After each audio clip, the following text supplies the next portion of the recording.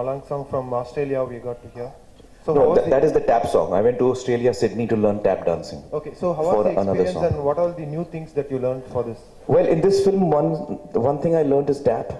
The other thing was circus work, and then all the various stunts that we did in the film. So it was great fun because I mean you don't often get to learn so many new things and exciting things. As actors, we get to live so many lives. We live so many lives of different human beings, and as a result, we also get to learn a lot. And I enjoy that. I really enjoy that. So I kind of threw myself into it, and I was started training back in Mumbai for about 10 or 15 days. I was training, and then we had a teacher from Sydney. And then I realized that if I really want to do this well, I need to go away, lock myself out from the whole world. And I went to Sydney for a month, and I was just learning tap over there. It was great fun. I really enjoyed myself. Amir, hi. How much of the action in the film, you did on your own, and how much was computer facilitated? I don't know how to compare that accurately, but I would say that in general, most of us as actors like to try and do as much as we can. And when there is stuff that we are unable to do, then obviously we have a body double doing it for us. So those are shots which require great expertise. And obviously we are not an expert in a particular form of stunt. I don't know how much it would be. Yeah. Katrina? Yeah, Sajid. We've seen you in action back in Ekta Tiger as Zoya. And in Doom 3, you are playing Alia with amazing acrobatic skills. So which do you find tougher? Was Doom 3 a difficult task for you? Definitely Alia and the role I play in Doom 3 is much, much, much tougher for me. I have to have 3 muches because it was really, as Amir said, it really was a lot of work. It was one of those films where I think everyone saw the opportunity of not only the script, what the script was giving us, but the opportunity of working with an amazing team. I mean, there was really no expense spared for the songs. With the circus song, as she was talking about earlier, we had a team of 20-25 acrobats from around the world who flew down to Mumbai and who trained with us. And the set was put up 20 days before for rehearsals. So a lot of work went into it, but a lot of good support. So some of the best people who were there in the circus world, acrobats, came, they trained with us.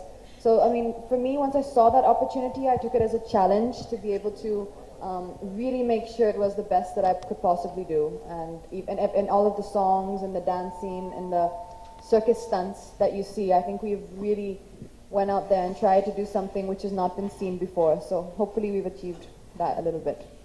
Okay, and Victor. Yeah, Victor.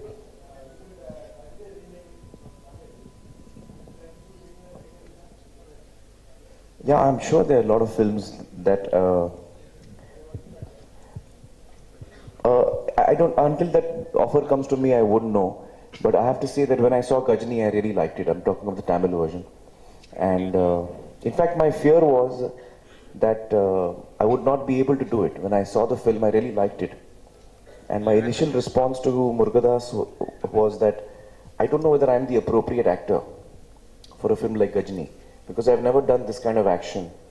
And I don't know whether people will believe that I'm able to just go around destroying people.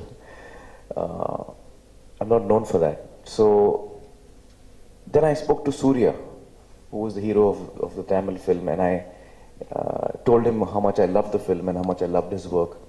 And I was mentioning to him that I'm not able to see myself in that role. And he was the person who persuaded me.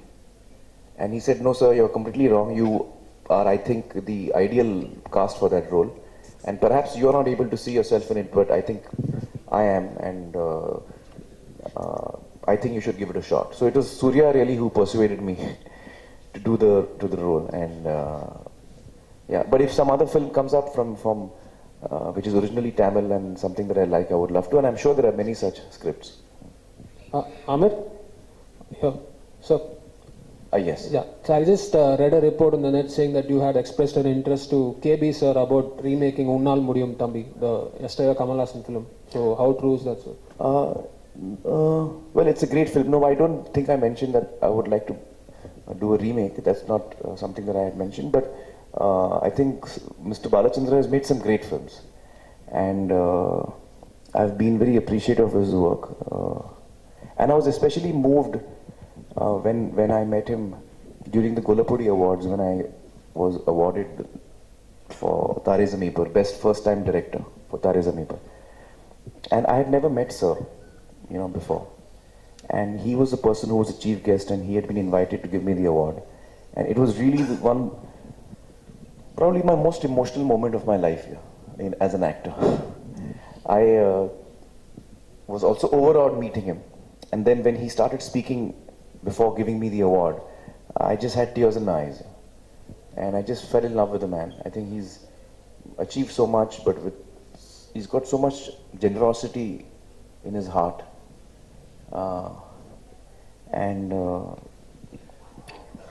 So this time when I came for the Chennai Film Festival, I made it a point to go and meet him and spend some time with him. Amir, Victor? excuse me. Yeah. To Amir, Kamal cinema as well. Because from here, if you see, like starting from Rajini sir to Kamal sir and now to Dhanush, everybody just step into, because it's just act and acting. Every field is the same thing. But you people just come for the promotion, but you don't just enter into our Tamil cinema. Why is that? No. I must tell you that all of us love Tamil cinema. So it is not out of a lack of desire to be part of the Tamil film industry. And in an emotional way, I think all of us already feel a part of it. I have very high regard for filmmakers from here, actors from here, actresses, talent from here. And I have had the opportunity of working with a lot of people from Tamil Nadu.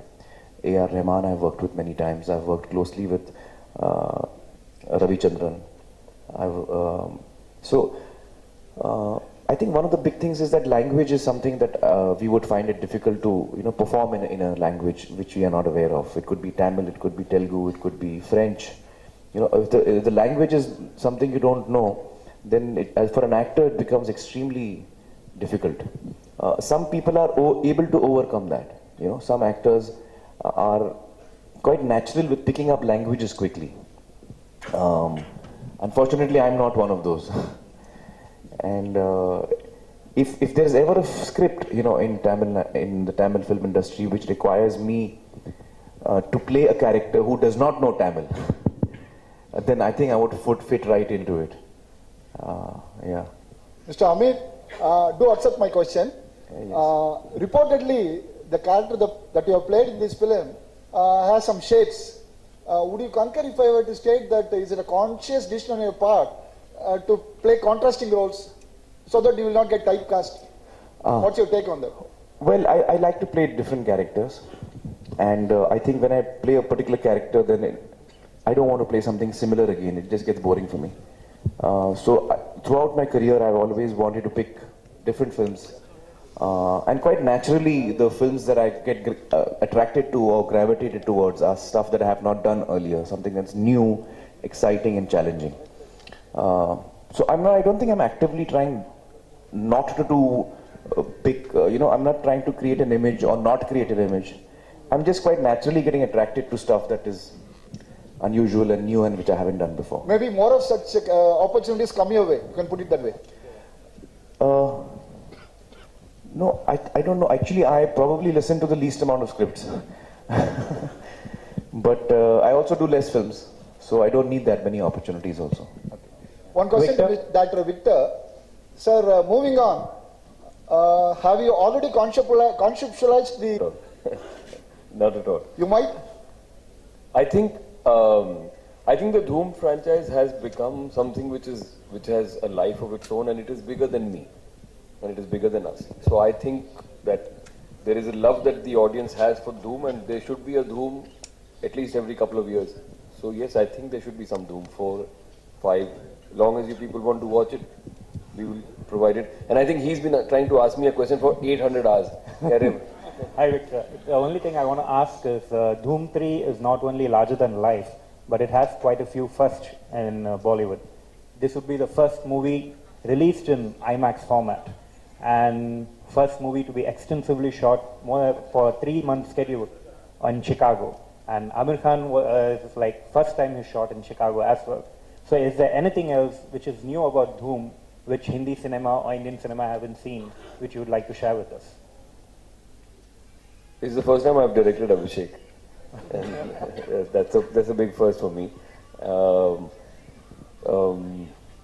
Now I'm kind of stumped by this question. There is. I think you try and make a film, and you think that whatever you're doing is something which is new, and the audience will come in for that, and would respect that. IMAX, yes, I think IMAX is a very good big movie format. So the experience of an IMAX film, seeing the film in an IMAX theater, would definitely enhance your experience of the film. The action, I think we've managed to.